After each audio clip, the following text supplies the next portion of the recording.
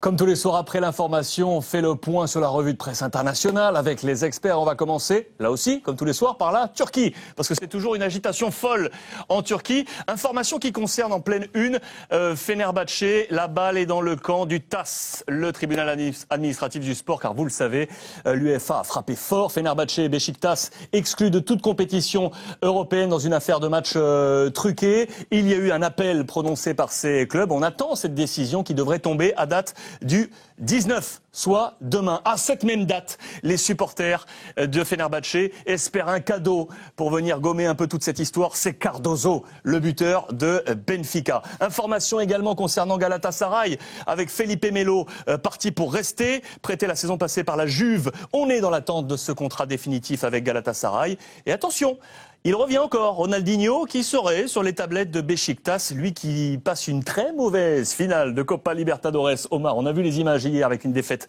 2-0 sur nos antennes au match aller. Pourquoi pas du côté du Beşiktaş. Je vous emmène au Portugal avec à la une de Abola, cet homme suivi par le Sporting. On est entré en contact avec Elder Barbosa, le joueur de Braga. À noter ici qu'on parle donc de l'adieu de Cardozo du côté de Benfica. Pour le remplacer, Pizzi, qui jouait la saison passée, Omar du côté du Deportivo, joueur de l'Atlético, Madrid. Absolument, oui. Mais c'est un joueur plus sur les extérieurs, c'est pas un attaquant axial comme au Cardozo, c'est pas le même profil, il est un peu moins buteur, plus ce joueur, plus dans le côté participation de jeu.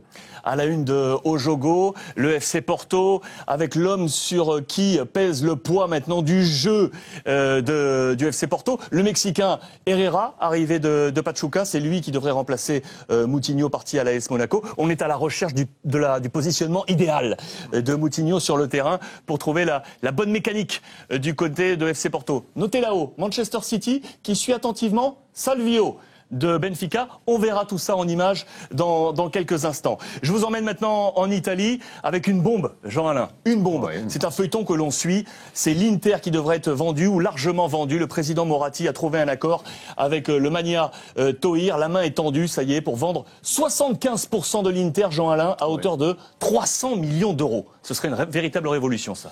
Oui, il a peut-être aussi envie de prendre du recul. Et certes, il vend 75% de ses parts pour une somme qui est non négligeable.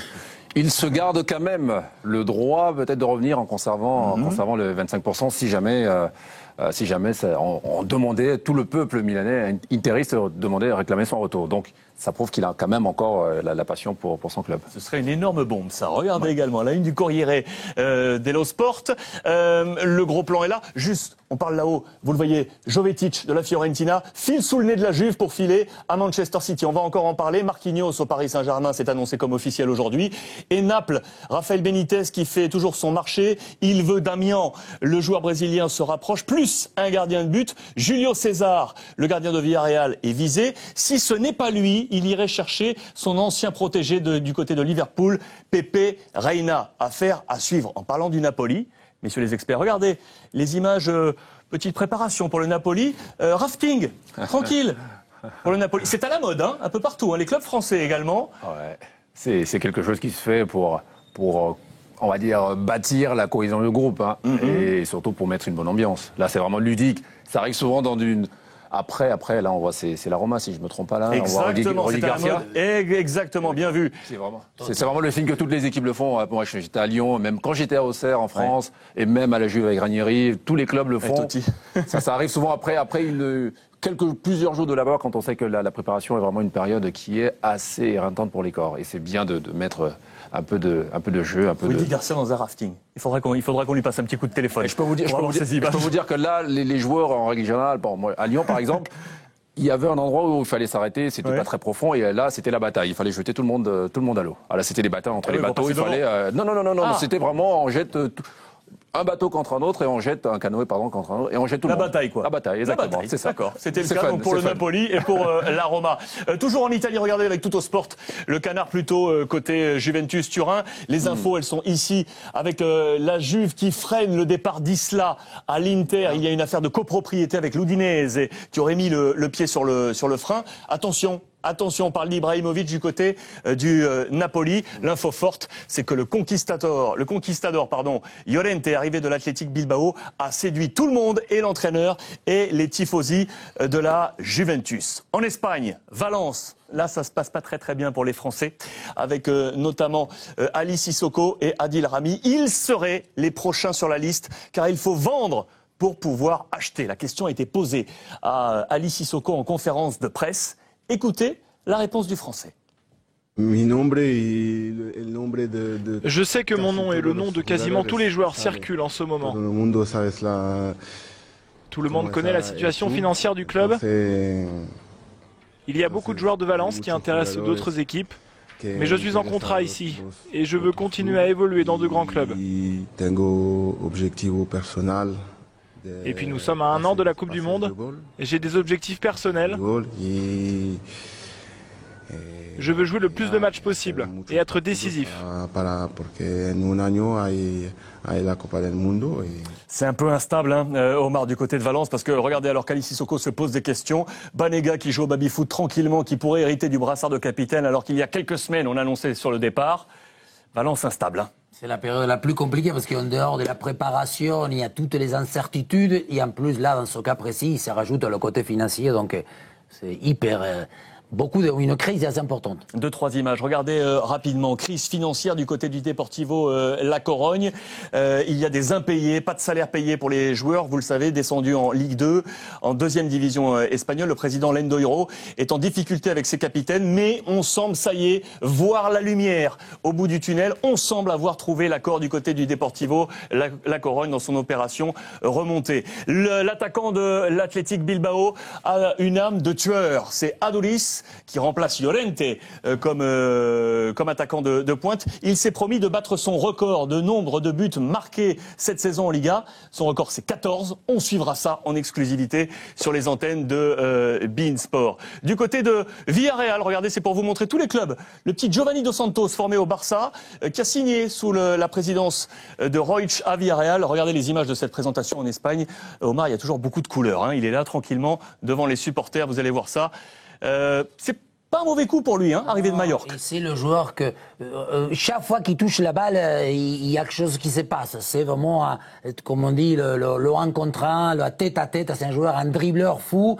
Certes, il faudra qu'il puisse canaliser le côté émotionnel et qu'il puisse être régulier, disons, dans sa performance, parce que comme joueur, il n'y a rien à dire. D'un point de vue caractéristique, c'est un joueur où il faut payer un bon petit billet pour aller le voir, parce que ça vaut la peine. Il faut surtout qu'il confirme tout le bien qu'on a pensé de lui, parce avec la bonne saison à Majorque, il a les pieds quand même assez bien. Avec sa bonne saison à Majorque, en tout cas, j'espère que ça va contribuer à confirmer toutes les attentes qui étaient placées en lui. Photo encore, regardez le buteur de la Real Sociedad, arrivé de la Fiorentina, le Suisse Seferovic. Il est à la une du quotidien du côté de la Real Sociedad. Il est très fort. Qui nous dit ça? C'est Arismendi, son ancien coéquipier du côté de Neuchâtel.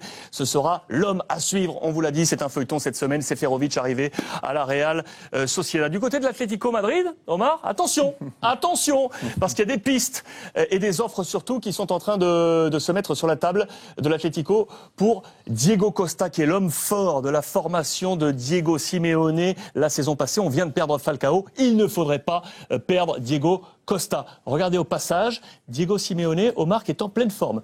Petit match comme tous les ans face à la presse. Est-ce qu'il en a marqué comme ça quand il était pro? Parce que lui, c'était plutôt profil Boumsong Gattuso, c'était pas Pirlo. C'est pas mal quand même. Qualité, d'accord. Ça veut dire que quand je vais arrêter ma carrière, si c'est déjà le cas, petit match face à nous, je marquerai des buts. Voilà. Oui, j'en marque des buts.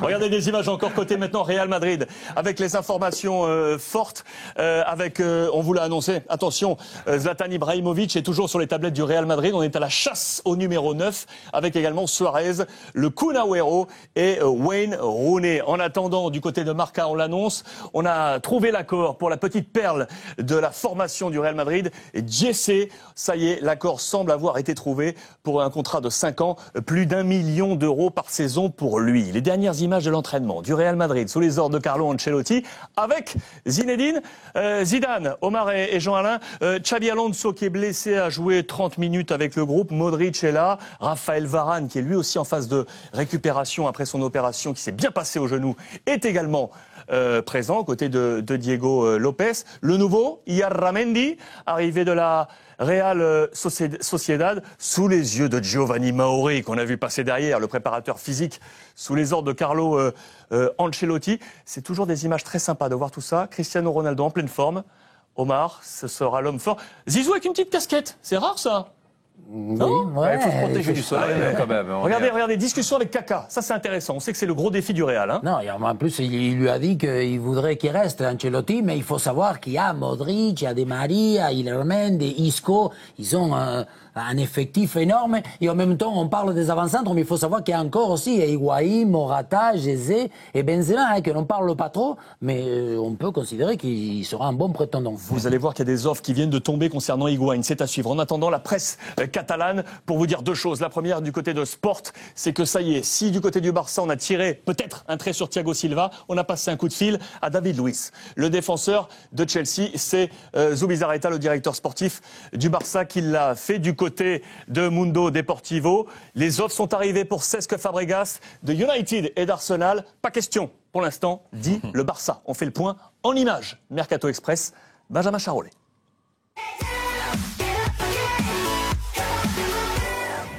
Robinho prolonge au Milan. Le Real suit Suarez. Toute l'actualité transfert en Europe est dans le Mercato Express. La Juventus peut s'en mordre les doigts. Stevan Jovetic vient de lui passer sous le nez. L'international monténégrin quitte la Fiorentina pour rejoindre la Première Ligue et Manchester City. Via son compte Twitter, le club viola a reconnu avoir trouvé un terrain d'entente pour le transfert de son attaquant de 23 ans. Selon la presse italienne, le transfert est estimé à 26 millions d'euros, plus 4 de bonus. Auteur de 13 buts la saison dernière, il retrouvera à City Alvaro Negredo, transfuge de Séville. Negredo, Jovetic et maintenant Eduardo Salvio. Manchester City voudrait s'attacher les services de l'attaquant de Benfica âgé de 23 ans. C'est l'information révélée ce jour par le quotidien anglais The Independent. Les Citizens auraient fait une offre de 30 millions d'euros, mais le club lisboète en réclamerait 40 pour céder son Argentin auteur de 13 buts la saison passée. Le Real Madrid relance Ibrahimovic et ciblerait également un autre attaquant, le très convoité Luis Suarez. AS indique que l'avant-centre uruguayen serait devenu une piste privilégiée de la Maison-Blanche. Liverpool ne l'entend pas de cette oreille et a récemment élevé le prix du pistolero, passant à plus de 60 millions estime The Sun. Les Madrilènes sont prêts à tout et pourraient inclure Gonzalo Higuaín, convoité également par Naples dans la transaction, afin de faire baisser le prix du transfert. David Luiz, c'est un défenseur qui plaît, et surtout à Barcelone. Marquinhos, Thiago Silva, autant de pistes qui sont tombées à l'eau pour le géant catalan. Les Blaugrana veulent donc laver l'affront. Selon le journal espagnol Sport, Andoni Zubizarreta, directeur sportif du club catalan, aurait contacté un représentant de David Luiz. José Mourinho reste lui catégorique, l'ancien de Benfica et Juan Mata ne sont pas à vendre. Le Barça est prévoyant et pourrait se rabattre sur le Danois Daniel Agger. The Sun parle d'une somme de 14 millions d'euros, mais là aussi, les Reds veulent le conserver. Le Barça est sur tous les fronts et voudrait même, selon Sport, renforcer la qualité de son milieu de terrain tant loué. Avec un certain Oliver Torres, le petit joyau de l'Atlético Madrid a ébloui de tout son talent le mondial U20 en Turquie. À seulement 18 ans, sa clause libératoire est déjà de 24 millions d'euros. Sur le départ, Robinho ne l'est plus. On l'a annoncé à Santos ou encore Monaco. L'attaquant brésilien reste finalement Rossonero. Le Milan AC a officialisé sur son site internet la prolongation de 2 ans de l'ancien madrilène. Arrivé en 2010, il est désormais lié au club lombard jusqu'au 30 juin 2016. C'est aussi une nouvelle chance pour celui qui reste sur une saison compliquée. Seulement 2 buts en 23 matchs de Serie A.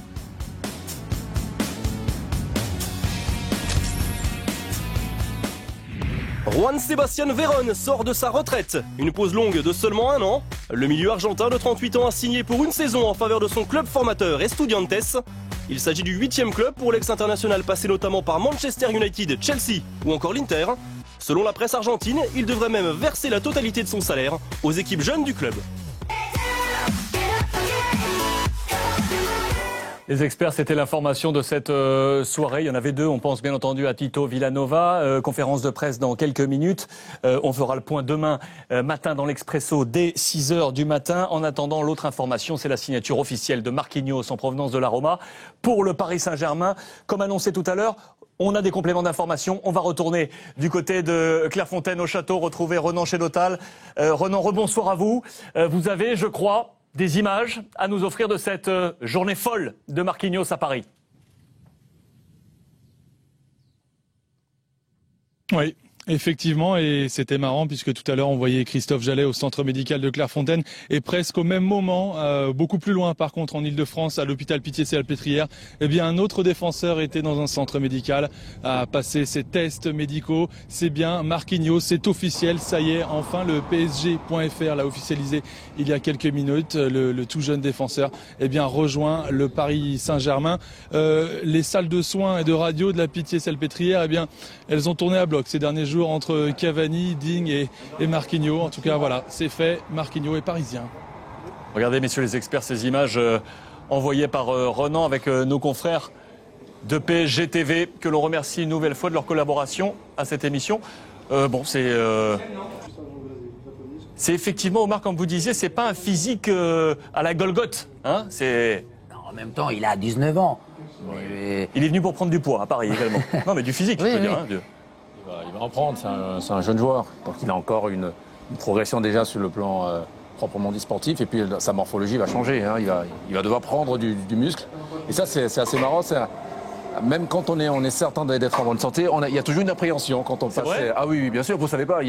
On peut vous trouver quelque chose et qui finalement fait que tous vos espoirs de rejoindre le club que vous avez envie de rejoindre s'effondrent. Donc il y a une... C'est un vrai rituel, hein, parce qu'on a vu les images de Lucas Digne, exactement les mêmes gestes, hein, les mêmes positions, les mêmes étapes. C'est logique, c'est un rituel médical. Oui, exactement. Donc il faut faire des radios. Par rapport aux investissements, par rapport aussi à la durée de son contrat, et c'est normal hein, qu'il puisse réviser toute la machine. Hein. Ben moi, j'ai fait quelques transferts, je peux vous dire, je les connais quasiment par cœur. Et là c'est... Là, c'est pour faire les touches, oui, parce que s'il joue arrière latéral, normalement, il va être obligé, non, c'est important. Ah, là il lui faut vraiment des radios de... on ne sait jamais, faire une Maradona, à un moment donné, c'est toujours important. Que toutes les parties du corps soient correctes. Il est jeune, hein, ça se voit vraiment sur ce visage. Jeune joueur aujourd'hui pour le Paris Saint-Germain. Là, ils auront un bilan complet dès l'entrée, dès son arrivée au club. Donc, ils auront une fiche médicale complète pour pouvoir. C'est toujours bien pour pouvoir le suivre tout au long de sa carrière, et notamment au PSG. Avec Eric Roland en charge du secteur médical du Paris Saint-Germain. Journée folle pour Marquinhos. Avec la signature au terme de cette journée pour donc devenir le nouveau joueur du Paris Saint-Germain. Renan, merci beaucoup pour ce complément d'information et toutes ces précisions sur le cas Marquinhos. Et une nouvelle fois, merci à nos confrères de PSG TV d'ainsi collaborer avec nous tous les soirs. Messieurs les experts, il y a encore des images à vous montrer un peu partout sur la planète football, avec notamment Guardiola qui a été touché par l'un de ses propres joueurs. Que s'est-il passé? La réponse, le JT des JT, Aurore Thibault.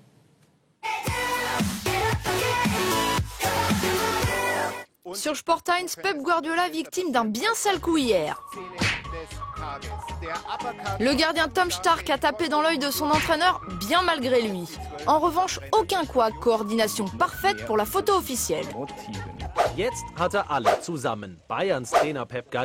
Là aussi, la technique munichoise est bien huilée. Sur la sexta, à la question récurrente « Que peut apporter Guardiola à ce Bayern ?», la réponse tactique de Fabio Capello. Yo creo que no hay que hacer muchos cambios. La sola cosa que puede hacer más respecto al Bayern anterior es que presionar rápido arriba para ganar el balón en el mínimo tiempo. Autre sujet, le Real et l'arrivée d'Ancelotti. Capello, ancien entraîneur madrilène, valide.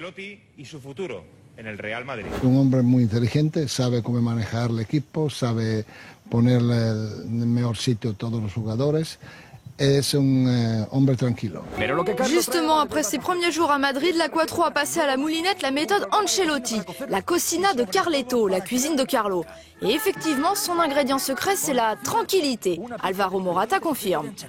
Ahora algo de tranquilidad al guiso. Un tío tranquilo, ¿no? Cercano a los jugadores. À la télé australienne, la carrière de Sir Alex Ferguson retracée dans un jeu vidéo.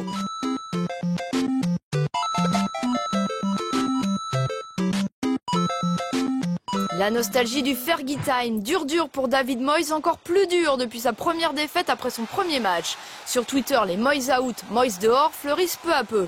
Du coup, en Australie, il fait profil bas. MD managing Manchester United would have a challenge, even Sir Alex. But for somebody following Sir Alex, that's the hardest thing to do because undoubtedly, what he done will never be repeated again. Et puis il y a le cas Rooney ciblé par Manchester et Mourinho. Moyes a été expéditif ce matin. Non, le joueur n'est pas à vendre. Klopp's position hasn't changed on Wayne Rooney. There's no change to that. Et parmi ceux qui souhaitent voir rester Rooney à Manchester, David Beckham.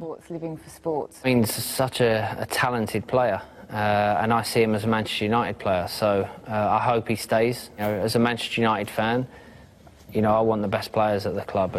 Au passage, Beckham a mis dans l'embarras cette journaliste de Sky au moment des présentations. How do we introduce you? Is it former footballer, ambassador, model, father, Mr. Posh Spice?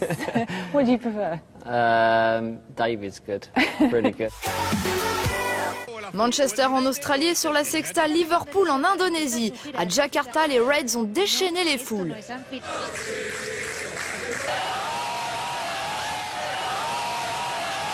Enthousiasme exacerbé aussi en Asie pour Arsenal. Au Vietnam, c'est ce supporter infatigable qui a impressionné les Gunners. Forrest Gump a accompagné ses idoles sur près de 8 km avant qu'une âme charitable ne se dévoue. Et ça a payé, il a eu droit de monter dans le bus. Les Gunners donnent de leur personne pour leurs supporters. Hier, c'était soirée karaoké.